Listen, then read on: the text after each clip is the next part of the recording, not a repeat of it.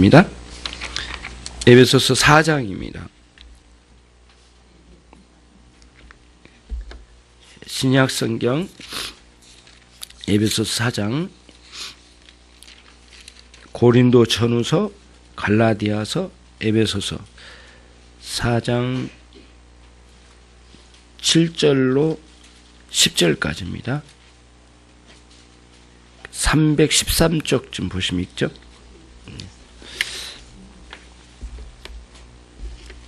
7절로 10절 말씀까지입니다.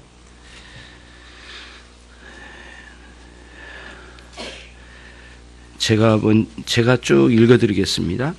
에베소서 4장 7절로 10절입니다. 우리 각 사람에게 그리스도의 선물의 분량대로 은혜를 주셨나니, 그러므로 이르기를 그가 위로 올라가실 때에 사로잡힌 자를 사로잡고 사람들에게 선물을 주셨다 하였도다. 올라가셨다 하였은즉 땅 아랫곳으로 내리셨던 것이 아니면 무엇이냐? 내리셨던 그가 곧 모든 하늘 위에 오르신 자니 이는 만물을 충만케 하려 하심이니라. 아멘. 주보를 다 받으셨죠? 못 받으신 분 손 드시면 뒤에서 좀 나눠주시면 좋겠습니다. 주보. 오늘의 교리 문답입니다. 오늘의 교리 문답. 대요리 문답 제53문. 그리스도께서 그의 승천에서 어떻게 높아지셨습니까?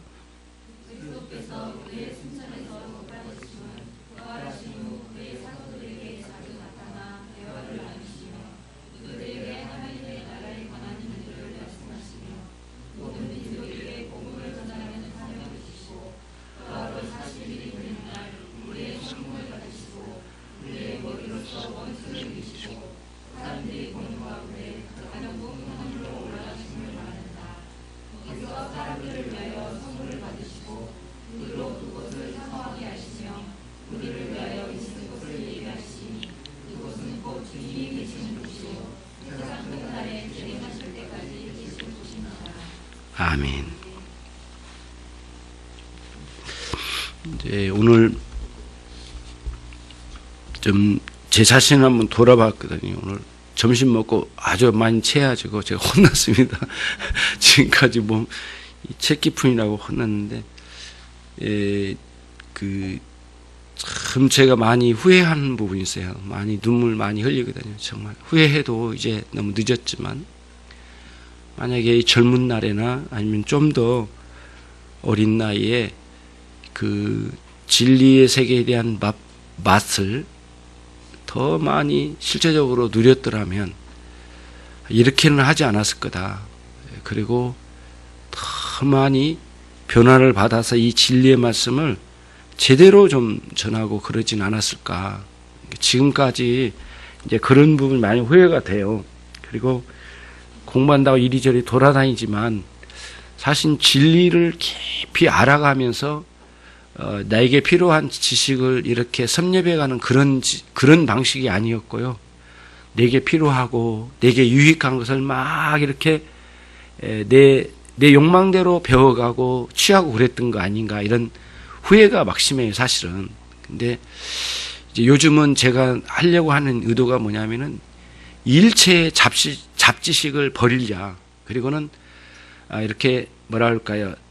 이렇게 정말 하나님 뜻대로 살아가고 훌륭한 삶을 살아가기에 별로 좋지 않는 지식들을 이렇게 빨리 절제를 하고, 이런 것들이 쓸데없이 내 안에 들어와서 나로 하여금 진리를 알아가고 주님을 위해 살아가는데 방해 요소가 된다면 내가 내 손을 자르고 발을 잘라내는 각오라도 버려야 되지 않겠는가, 이런 생각이 많이 들어요.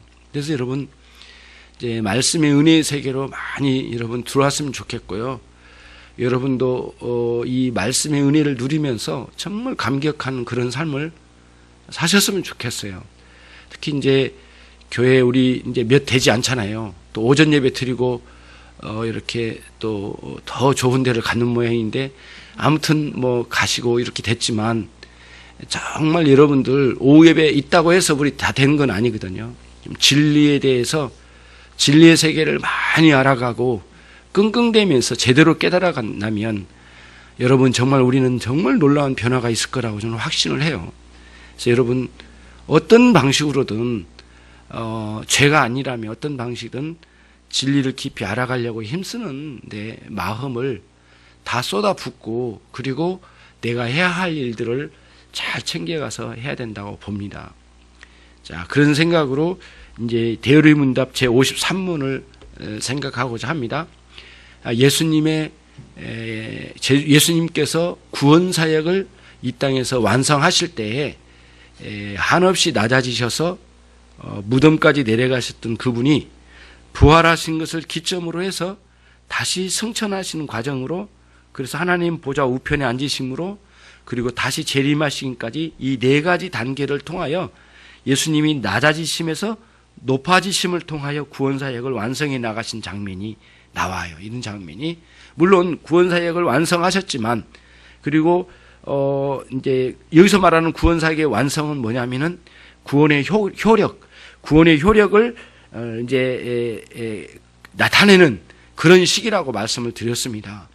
예수님 높고 높은 곳에서 낮은 곳으로 오셔서 십자가에 죽으시고 무덤에 내려가시기까지는 마치 파종기처럼 당신이 하나님의 미랄로서 썩어짐으로 다시 새로운 생명체가 일어나 싹이 돋아나서 많은 열매를 맺어가는 것처럼 그래서 30배, 60배, 100배의 열매를 맺어가는 것처럼 하나님의 미랄이 되셔서 이 땅에 오셔서 완전 완벽하게 구원사역을 완성하셔서 죽으셔서 무덤까지 묻히셨다가 다시 부활하셔서 승천하시고 하나님 보좌 우편에 다시 재림하기까지 이런 수학기 구원사역의 완성의 효력을 나타내는 이 기간을 지금 우리 주님께서 진행하고 계시다 이런 말씀입니다. 그래서 구원사역 전체로 볼 때는 이 마지막 단계 부활해서 재림하실 때까지를 마지막 말세라고 한 이유가 8가지 단계 중에 최종적이고 가장 놀라운 구원사역의 효과적인 시기가 이 시기를 지나고 있는데 이것을 우리가 함께 공부하고 있거든요. 그래서 오늘 두 번째 단계입니다. 예수님의 높아지심의 두 번째 단계는 승천입니다. 지난주에 부활에 대해서 그리스도의 부활에 대해서 말씀을 드렸고요. 오늘은 승천에 관련된 말씀을 드리고자 합니다. 자, 그러면은 오늘 에베소 4장 7절로 10절 말씀을 먼저 읽었거든요. 이 부분을 우리가 좀 주시해야만 하는 아주 중요한 말씀이 아닐 수가 없습니다. 이 말씀은 시편 68편을 인용한 말씀입니다. 성경의 신약 성경의 말씀이 굉장히 많은 부분이 구약 성경에 있는 옛 말씀을 인용을 해서 그 예언의 말씀이 어떻게 성취되고 있고 어떻게 성취되어져 가고 있는지 그거를 끊임없이 설교를 통해서 설명을 한다고 해도 과언이 아니에요. 신약 성경은 그런 식으로 기록이 됐어요. 오늘 또 보면 이제 에베소 4장 7절 말씀에 우리 각 사람에게 그리스도의 선물의 분량대로 은혜를 주셨나니 이렇게 됐습니다. 그리스도의 선물의 분량대로 우리에게 주신다는 거예요. 8절로 가면은 좀 너무 독특합니다. 8절을 한번 에베소서 4장 8절을 읽어보겠습니다. 그러므로 이르기를 그가 위로 올라가실 때에 사로잡힌 자를 사로잡고 사람들에게 선물을 주셨다 하였도다. 이 말씀이 시편 68편 18절 말씀입니다. 이 말씀을 인용한 겁니다. 그러면 이거를 이제 제가 말씀을 드려볼게요. 이 무슨 뜻이냐면은 이런 겁니다. 다윗이 자기 시편에서 그리스도의 예언에, 그러니까 그리스도에 관련된 예언입니다. 근데 예수님 특히 그리스도에 관련된 예언 중에서도 예수님의 승천 부분을 예언하신 장면이 오늘 8절입니다. 그리고 그거는 시편 68편에 나와 있는 말씀이고 18절에 인용한 것이고요. 근데 무슨 뜻이냐면은 그러니까 메시아가 오시면 반드시 언젠간 메시아가 오실 텐데, 이제 다윗 시대에 하는 말이에요. 메시아가 오실 텐데, 그분이 오시면 반드시 이제 승천하실 날이 오게 될 텐데, 그게 이제 정확하게 그 다윗이 다 이해했는지는 모르지만 예언의 말씀을 남긴 거예요. 그분이 승천하신 것은 마치 다음과 같다는 거예요. 게선 장군이 전쟁터에 나가서 적군을 모두 섬멸하고 승리를 했습니다. 그래서 거기에 적군에 있는 많은 그 우수한 인재들이나 우수한 그런 병력들을 사로잡았습니다. 생포로 사로잡았어요. 포로죠. 전쟁 포로로 이렇게 포획해서 데리고 왔습니다. 그 게선 장군이, 그렇죠? 그렇게 데리고 왔어요. 그때 그 포로들을 데리고 왔어요. 데리고 오고 난 뒤에 나중에 이제 게선 장군이 모든 군사를 데리고 고국으로 돌아와서 엄청난 그 백성들과 왕들, 황제 앞에서 환영을 받습니다. 환영을 받으면서 그때 포로로 잡아온 그 포로들, 전쟁 포로들에 대해서 적절하게 사형을 처할 사람 사형을 처하고 또 그 중에 살려서 또 고관 대작에 뭐 가정교사로 쓸 사람을 쓰고 이렇게 합니다. 그게 이제 로마 시대에 실제로 있었던 일이고 또 고대도 그런 일이 많이 있었는데 실제로 예수님께서 오셔서 놀라운 이렇게 부활하심과 그 이후에 승천하신 과정을 통하여 예수님께서 이루실 일들에 대한 예언의 말씀인데 예수님께서 모든 죄악의 세력을 이기시고 승리하시고 난 뒤에 그 이후에는 예수님께서 놀라운 전쟁의 승리의 게선 장군처럼 당신이 이 땅에 뭔가를 나타내 보여주신다는 거예요. 그 중에 하나가 뭐냐면은 사로잡을 자를 사로잡는다는 거예요. 다시 말하면 예수님 측면에서 보면은 사로잡는다는 게 무슨 뜻이냐면은 악의 세력입니다.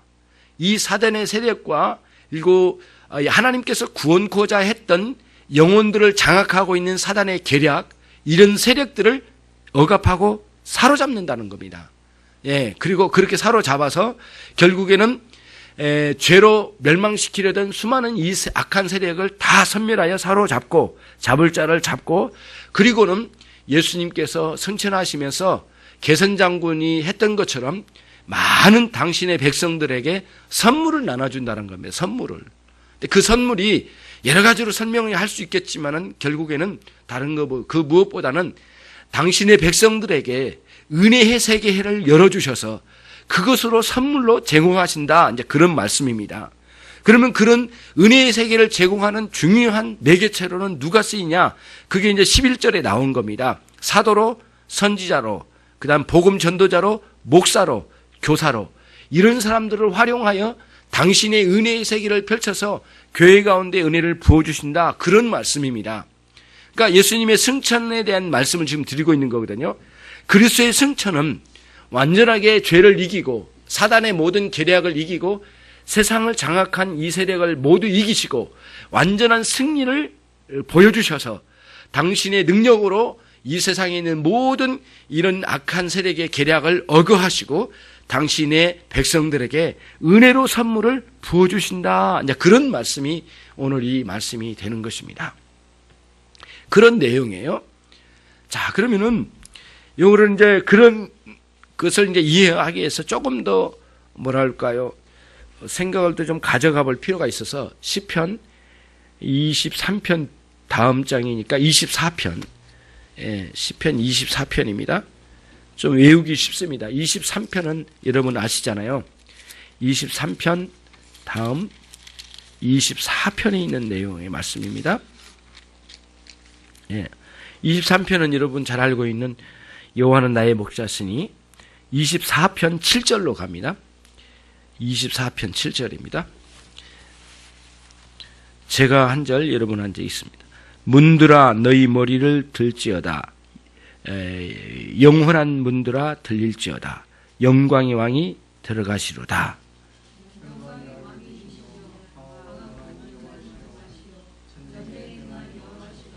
문들아 너희 머리를 들지어다. 영원한 문들아 들릴지어다. 영광의 왕이 들어가시로다.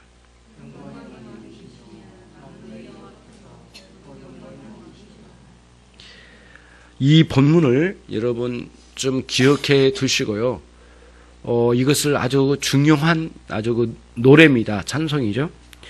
이제 고대에 그 이스라엘 사람들이 이제 전쟁에서 승리하면 그 군사들이 이렇게 성으로 돌아오잖아요. 예, 복귀를 하잖아요. 전쟁에 승리하고. 그럼 전쟁에서 승리하고 돌아오게 되면 그 밖에서 승리하고 돌아온 군사들이 있고 그 예루살렘 성을 지키고 있는 군사들이 있을 거예요. 그러지 않을 수 없거든요. 전쟁에 나가는 팀이 있고 수비하는 팀이 있어야 될 거 아니에요. 군사를 아무렇게나 전쟁을 치르는 건 아니거든요. 우르르 가서 전쟁하고 우르르 오고 막 그런 그 아주 뭐라 그럴까요? 무질서하게 전쟁을 치르는 법은 없어요. 그래서 전쟁에서 이기서 돌아오면 이렇게 에쿠스라고 하는 백마를 타고 오는 개선장군이 앞장서고 전쟁에서 승리한 병사들 중에 팔 잘린 사람, 다리 하나 잘린 사람, 머리 터진 사람, 얼굴 찢어진 사람, 다양한 사람들이 군사들이 싸우다가 엄청난 피 흘리면서 이제 승리해서 그럼에도 불구하고 이 전쟁에서 이겼기 때문에 엄청나게 기쁠 거 아니에요. 그러면 밖에서 들어올 때 큰 소리로 노래를 합니다. 문들아 너희 머리를 들지어다. 영원한 문들아 들릴지어다. 영광의 왕이 들어가시로다. 이런 찬양을 하고 들어가요. 그럼 저쪽에서 큰 소리로 개선 장군을 비롯한 전쟁에서 승리하고 돌아온 군사들이 큰 소리로 노래를 반복적으로 불러요.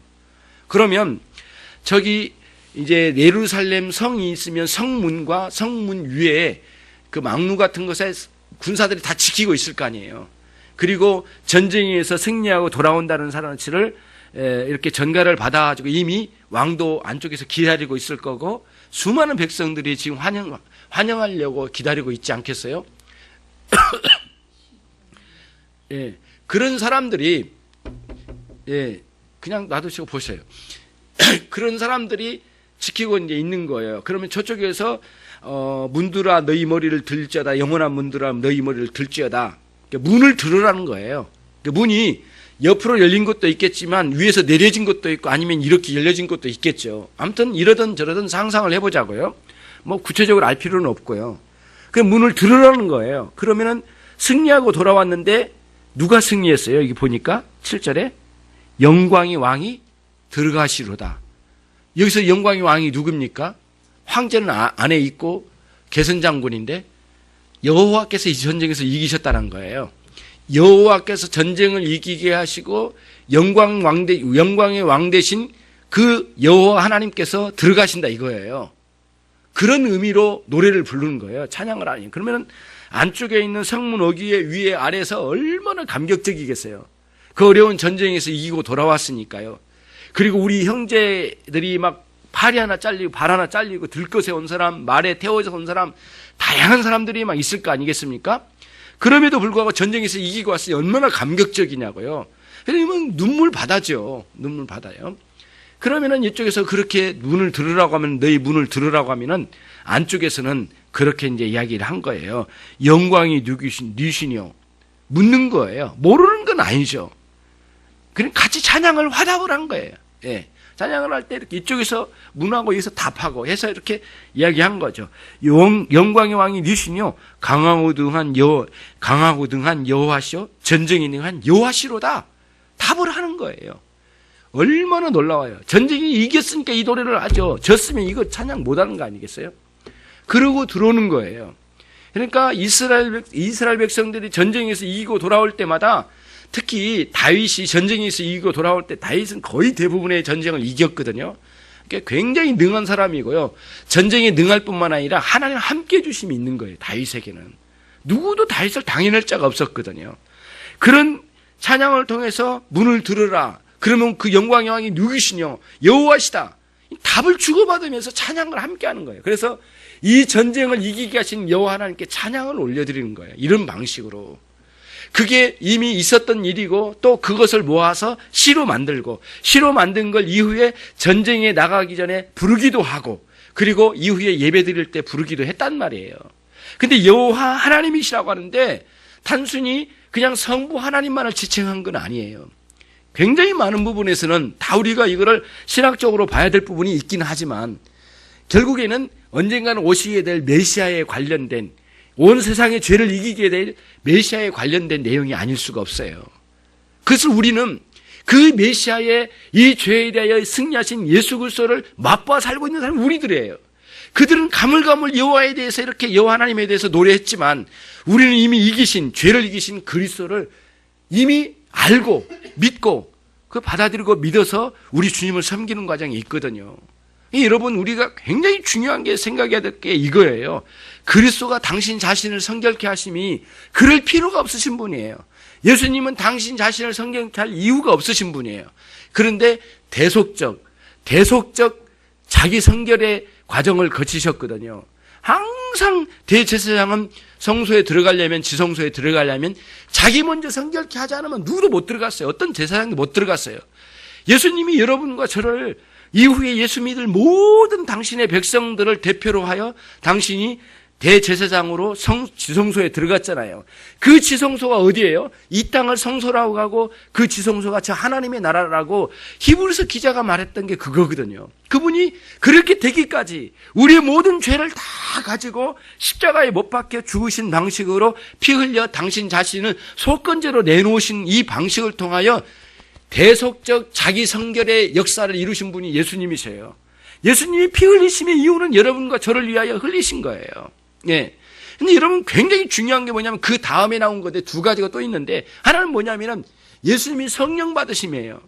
여러분 중에 누구도 예수님은 그 전에 성령 받기 전에 성령 없었다 이렇게 말할 자가 어디가 있느냐고요. 예수님이 영원히 성부 성자 성령이 영원히 연합하신 분인데 성령이 있네 없네 이렇게 말할 수 없는 거거든요. 있을 수 없는 말이에요. 근데 왜 예수님은 세례 받으실 때 이렇게 성령을 받으셨다고 하는 장면이 왜 나오냐고요.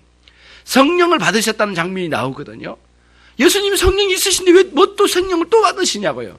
그 의미가 뭐냐면은 대속적 성령 받으심이에요. 이게 기름 부으는 구약 성경에 기름 부어 세운 선지자, 제사장, 왕직을 세울 때 있는 대속적 기름 부음이에요, 이게요. 예수님에게 있어서. 예. 구약의 제사장들이나 선지자나 왕은 그렇지 않아요. 자기가 그 임직을 해야 되기 때문에 기름 받은 거고 자기는 성결하지 않기 때문에 성결을 해야 되겠지만 예수님이 왜 기름 받을 이유가 뭐 있냐고요. 기름 부음은 다시 성령 받음이거든요. 대속적 성령 받으심이에요. 대속적 자기 성결이에요. 굉장히 중요한 겁니다. 마지막 세 번째가 굉장히 중요한데 여러분, 예수님이 왕으로서 자기 자신을 성결케 하신 역사를 이루셨어요. 그게 뭔 줄 아세요? 예수님은 죄와 더불어 싸우셨어요. 예, 시험이 들어올 때 시험과 싸우시고 수많은 유혹에 대해서 싸우셨어요. 죄에 대해서. 그것들과 함께 하지 않았어요. 이 죄에 대해서 싸우시는 방식으로 고대의 왕은 기본적으로 전쟁에 능한 사람이 왕이에요. 오늘날 것처럼 청와대에 늘부터 앉아가지고 뭐 전쟁 니네들끼리 해라 이런 대통령 이런 수준이 아니에요. 옛날에는 왕이 직접 칼을 뽑고 나가가지고 앞장섰어요. 실제로 그랬잖아요. 어느 정도입니까 여러분. 왕이 입는 옷 그대로 입고 나가서 싸우는 거예요. 제일 먼저 왕부터 죽이려고 할 거 아니겠어요. 그래도 그 용감하게 나가서 싸우는 사람들이 왕이었거든요. 옛날에 통치자가 통치자답지 요즘 통치자는 어디 빌붙어가지고 그냥 그렇게 하는 사람들처럼 느껴질 정도예요. 말도 많고, 뒤에서 정치나 했었고, 그런 수준이 아니에요. 굉장히 높은 수준이거든요. 전쟁에 능하고, 정말 바라보는 것도 대단하고, 학식도 굉장하고, 왕다운 거죠. 예수님 왕으로 등극하셨어요. 왕이에요. 그리고는 끊임없이 죄와 더불어 싸우신 거예요. 고대의 왕처럼. 그 방식이 자기 성결의 방식이었어요. 처음에는 피 흘리심으로, 성령 기름 부어 성령 받으심으로, 세 번째는 왕직으로. 왕직은 죄와 직접적인 백병전, 직접 대고 죄와 더불어 싸우신 거예요. 그 방식으로 자기 성결의 역사를 이루어 가신 분이 예수님이셨어요.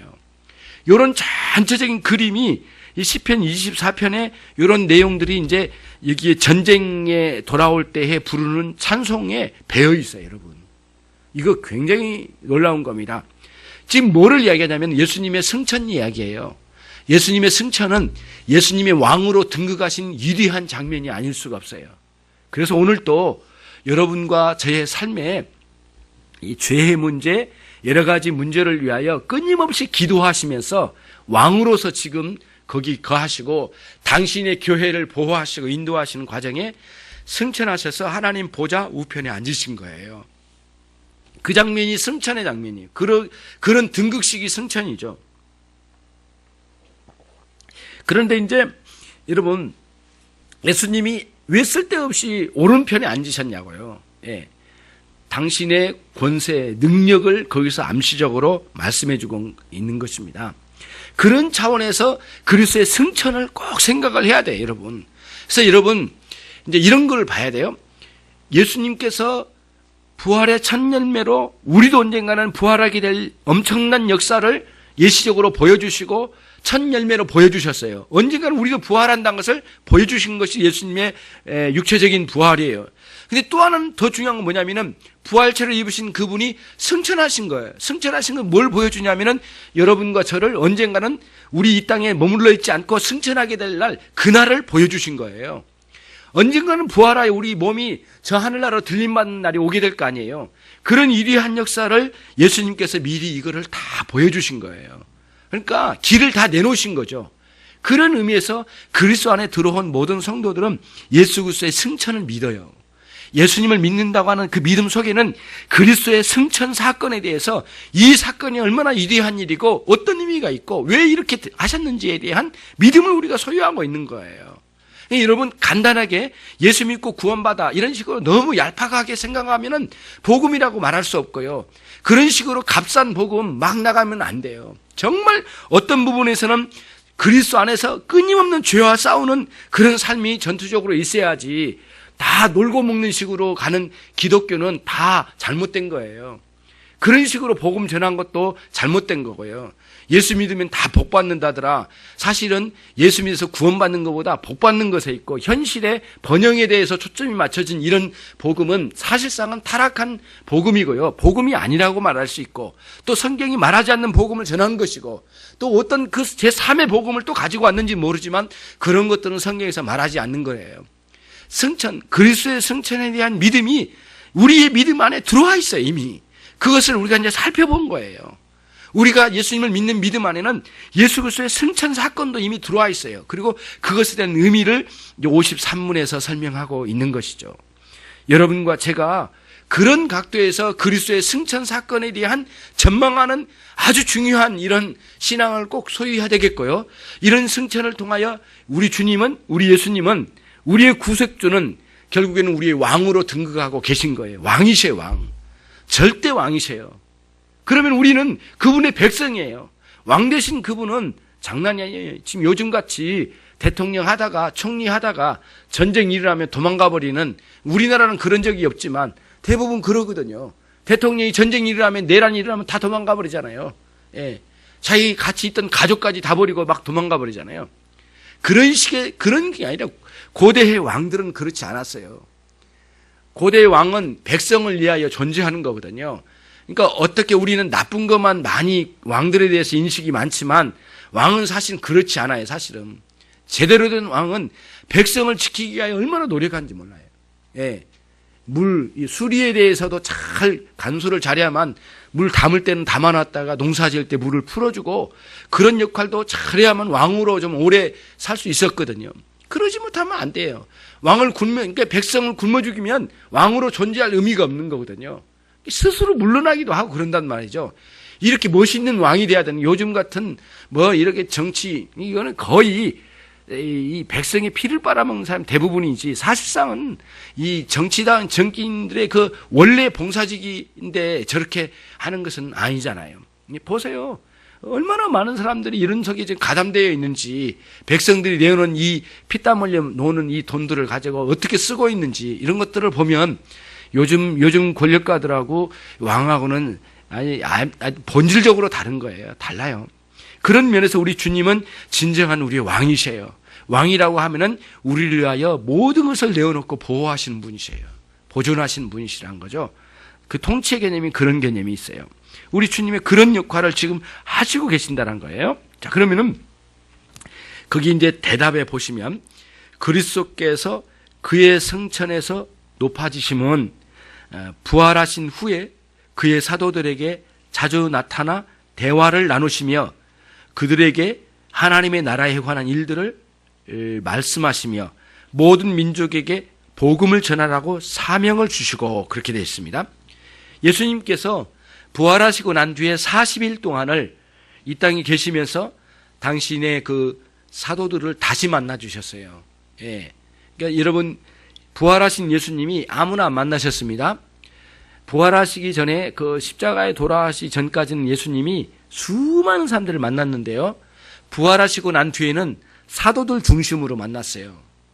예, 11사도 외에도 만나기는 하셨지만 사도를 중심으로 만나셨지, 그리고 증인될 자들만 만나주셨지, 증인될 가치가 없는 사람 만나주지도 않으셨어요. 예.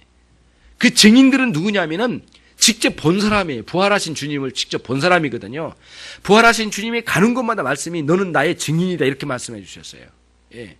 증인은 직접 목도한 사람이거든요. 그리고 그 증인들은 엄청난 핍박에 시달리던 사람들이에요. 왜? 이 세상이 예수님을 만났던 사람, 예수님 따랐던 다 죽이려고 덤벼드는데, 예수님 돌아가시고 난 뒤에 누가 내가 예수님 만나고 돌아다녔습니다 말할 사람이 어디 있느냐고요. 누가 자신 있게 말하겠느냐고요. 결국에는 그렇게 말할 수 있는 사람은 예수님 부활하시고 난 뒤에 다시 만났던 사람, 11제자 위시로 해서 예수님을 다시 부활하신 예수님 만났던 사람이 예수님을 증거했어요. 내가 예수님 만났다. 그렇게 말할 수 있는 사람은 몇 사람 안 됐단 말이에요. 그리고 그 사람들은 누구였느냐면은 오순절 성령의 임하심을 경험하여 성령의 충만함을 받은 사람이 예수님을 만났다고 말할 수 있었던 거예요. 예, 예수님이 나 제자다. 나 예수님 전하겠다. 내 안에 예수님 계신다. 예, 나 죽여라. 이렇게 나갈 수 있는 그런 굉장한 사람들의 증인들이었어요. 단순히 법정적 증인 차원은 아닙니다. 이거는 거의 죽음을 불사하는 그런 증인이었거든요. 증인 잘못 썼다가 죽은 사람들도 있을 거 아니겠어요? 그 나쁜 사람들에게 죽은 사람도 있을 거 아니겠어요? 증인 잘못 썼다가. 예수님의 이 제자들이 이 부활하신 예수님을 직접 본 사람들은 모두 목숨을 내걸고 증인으로 섰던 거예요. 가는 곳마다 40일 동안 말씀을 전해주시고 증인으로 세워주셔서 강화시켰어요. 그리고는 기다리라. 10일 후에 성령의 임하심을 통하여 그 사람들이 진짜 증인이 되었던 것이에요. 사마리아와 유대와 온 유대 나라의 온 예루살렘과 사마리아와 온 유대 땅에, 그리고 세계 만방에 그리스도의 말씀을 전하는 위대한 역사를 일으켰잖아요. 그게 사도행전 전체 28장인데 1장 8절에 그게 딱 나와요. 예. 그들이 성령으로 말미암아 능력을 받게 되면 예루살렘과 사마리아와 유대와 땅끝까지 이 복음을 전하리라. 28장까지 전체적으로 예루살렘, 사마리아, 유대, 땅끝까지 전해진 그 순서대로 기록이 되어 있잖아요. 이런 사도행전은 1장 8절을 기점으로 그 주제 성구를 중심으로 전체가 풀려져 나가는 거거든요. 이런 식으로 우리 주님께서 차근차근 승천하셔서 그 일을 행하시게 되신 거예요. 예수님의 승천하신 이유가 그거예요. 예. 그래서 사도행전 1장 9절로 10절에 이런 말씀이 나와. 예수님이 승천하셨는데 개인적으로 승천하신 게 아니다. 그럼 어떻게 승천하시는가? 우리들의 예수 믿는 모든 교회의 머리로서 승천하셨대. 머리로서 승천하셨다는 건 뭐냐면 어떻게 머리만 뚝 떨어져서 갑니까? 몸도 따라간 거 아니겠어요? 머리가 승천하셨으니 몸도 나중에 승천한다 그 뜻이에요. 예수님의 승천은 우리의 승천이에요. 이런 그림으로 딱 들어와야 되거든요. 그래서 우리도 언젠가는 영광스러운 그날을 맛보게 될 것이에요. 그것이 우리가 가지고 있는 예수 믿는 신앙 안에 들어와 있어요. 그리스도의 승천 사역이 얼마나 놀랍고 영광스러운 일인가를 우리에게 보여준 거죠. 예수님의 부활하심과 동일해요. 그런 방식으로 행하셨어요. 자, 그 다음 중간에 보시면 우리의 머리로서 원수를 이기시고 그랬어요. 아까 이건 이제 그거 맞는 말씀이에요. 그 밑으로 내려오면 밑에서 하나, 둘, 셋, 네 번째 칸 보시면 거기서 사람을 위하여 선물을 받으시고 그랬거든요. 사람을 위하여 선물 하나 하고 그 다음 위에 올라가면 두 단계 더 올라가면은 우리의 머리로서 원수를 이기시고, 그러니까 죄의 이 근원지인 사단의 이 원수, 우리들의 원수를 이기시고 교회의 원수를 이기시고 사람들이 보는 가운데 가장 높은 곳으로 오르사 거기서 그 하나님 보좌 우편에서 우리를 위하여 사람들을 위하여 선물을 받으시고 준비하셨다 그 뜻이에요. 당신의 백성들에게 선물, 은혜를 공급하시기 위하여 이 일을 행하신다는 거예요. 아까 그 게선 장군이 포로를 끌고 오고 그리고 자기 군사들에게 뭐를요? 선물을 나눠주는 것처럼 예수님께서 이 세상에 있는 모든 죄악을 억어하시고 그 다음 우리 당신의 교회 백성들에게, 당신의 백성들에게 은혜의 선물을 공급해 주신다는 거예요. 그 일을 위하여 지금 우리 주님께서 하나님 보좌 우편에 지금도 역사하시고 계신다는 거예요. 그러므로 여러분의 죄를 회개하고 주님 앞에 돌아와 우리 주님을 구한 자들에게는 이 선물을 주시지 않겠습니까? 죄와 싸워가면서 나를 도우시라고 간구하면 그 죄를 이길 수 있는 놀라운 능력의 세계를 펼쳐주지 않으시겠느냐고요. 예수님께서 가장 기대하신 게 그것인데, 근데 우리 여러분과 저는 또 어떠냐고요. 죄와 싸우려고는 하지 않고 오히려 죄와 손잡고 오히려 죄를 품고 살려고 하는 게 우리의 이 간악한 이 욕망 아니겠느냐고요. 눈을 떠서 보시라고요. 여러분 묵상하지 말고 보셔야죠. 정말 여러분들이 정말 꿰뚫어 보셔야 돼요. 아, 이게 뭔가, 왜 이런가. 우리 주님께서 이렇게 이기게 하실 놀라운 일들을 다 주셨고 말씀으로 가르쳐 주시고 구하는 자에게 성령을 주시지 않겠는가. 생선을 달라고 하는데 뱀을, 전갈을 주고 뱀을 줄 자가 어디 있겠느냐. 너희 부모도, 살아있는 육적인 부모도 하물며 그렇게 하건대 구하는 자에게 성령을 주시지 않겠는가. 우리 주님 말씀하신 이유가 어디에 있느냐고요. 여러분들이 믿음을 구하고 성령을 구하면 은혜로 주실 거예요. 그리고 그런 놀라운 진리에 대한 세계에 대해서 진리를 파헤쳐 알아가면서 주님을 구하게 된다면 깨달음과 이런 분별력과 오전 말씀처럼 영적 직관력을 우리 안에 주셔서 바로 신속하게 깨닫고 옳고 그름을 분별한 능력을 주셔서 우리로 하여금 살게 해주신 거예요. 그것이 예수님의 승천하신 위대한 역사의 한 목이 된다, 이런 말씀입니다. 그곳을 사모하게 하시며, 하나님의 나라를 사모하게 하시며, 예수님을 승천하신 이유 중에 하나가 뭐예요? 우리로 하여금 하나님의 나라를 사모하는 자를 만들기 위하여 우리를 위하여 있을 곳을 예비하심으로, 그곳을 곧 주님이 계신 곳이요 세상 끝날에 죄를 마실 때까지 거하시는 곳이다. 그게 예수님 지금 거하시는 그곳이라는 거예요. 이런 명백한 사실을 여러분과 제가 망각해서는 안 된다는 거예요.